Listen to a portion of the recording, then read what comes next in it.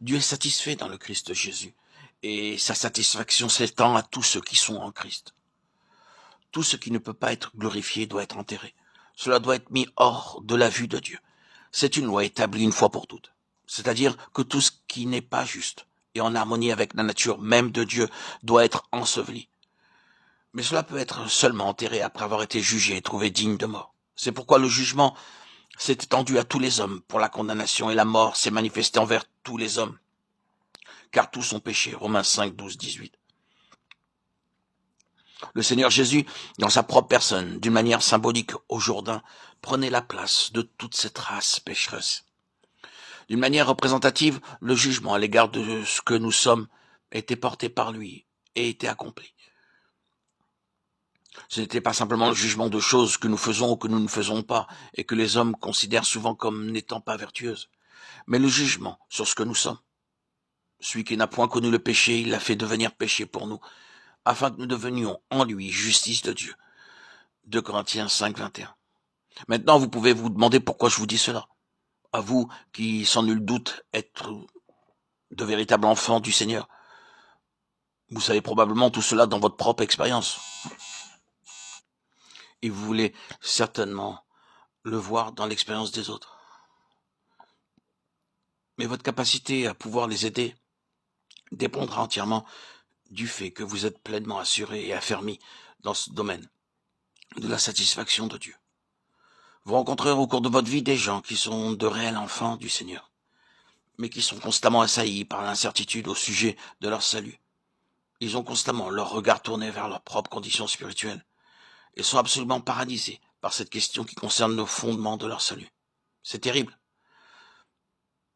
Certains parmi nous ont trouvé que cette chose nous a causé plus de problèmes que n'importe quelle autre question.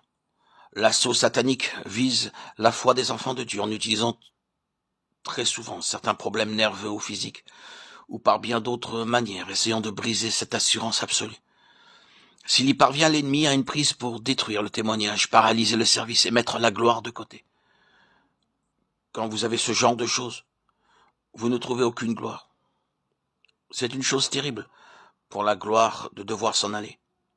C'est une chose terrible que dans une vie qui est rachetée et qui a accepté cette rédemption et connu le Seigneur, il puisse y avoir écrit « Ikabod », la gloire est partie. « Ichabod », Ichavet en hébreu. Rappelons-nous que c'est une chose que l'apôtre Paul rencontrait fréquemment lui-même en s'efforçant continuellement de la circonvenir. Pourquoi est-ce qu'il est si souvent fait mention dans le Nouveau Testament des défaillances d'Israël dans le désert?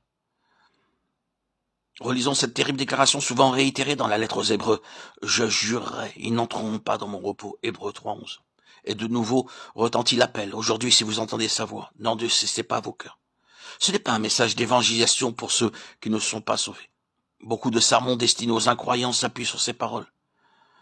Maintenant, c'est le jour du salut. Aujourd'hui, n'endurcissez pas vos cœurs. Cependant, ces mots sont pris de l'Ancien Testament et employés dans le Nouveau pour les croyants. Et plusieurs fois, l'exemple d'Israël dans le désert est présenté aux croyants comme un avertissement, comme une base pour l'appel. Pourquoi donc tout cela? N'ont-ils pas été transportés en type du royaume des ténèbres au royaume du Fils et de son amour? En type, ne sont-ils pas passés par la voie ouverte par le précieux sang? N'appartenaient-ils pas au Seigneur? Oui, mais le danger pour eux, c'était que la gloire puisse partir. En quoi consistait ce danger? Il résidait dans le fait que leur cœur n'était pas fondé sur la satisfaction de Dieu, mais sur leur propre satisfaction. C'était le point qui focalisait tous leurs désirs dans le désert. Ils marchandaient constamment avec Dieu, et ce n'était pas en parole, c'était dans l'esprit. Il disait en fait, si tu satisfais notre désir et nous donnes ce que nous voulons, nous irons avec toi. Sinon, nous n'irons pas. Ce fut souvent ainsi. Et quand de temps à autre le Seigneur répondait à leurs requêtes, ils étaient très heureux, prêts à aller un petit peu plus loin. Mais ensuite, ils devaient encore faire quelque chose de plus. Pour finir, Dieu leur a dit, assez de tout cela.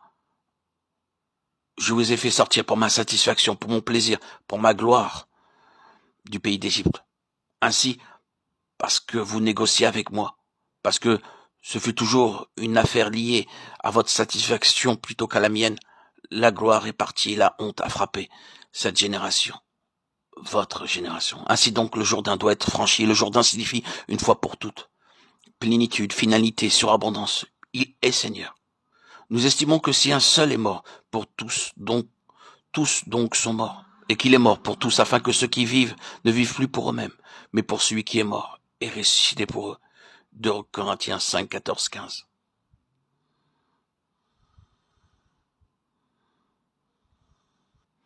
À moins que ce problème ne soit réglé, il n'y a pas de gloire, aucune possibilité de gloire.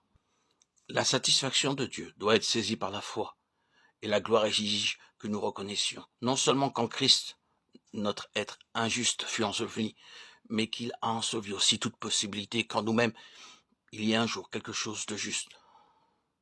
Si vous êtes prêt à laisser enterrer votre pauvre moi, malheureux et misérable, malheureusement, vous n'êtes pas toujours prêt à saisir et à enterrer la capacité supposée de votre être à vouloir se justifier.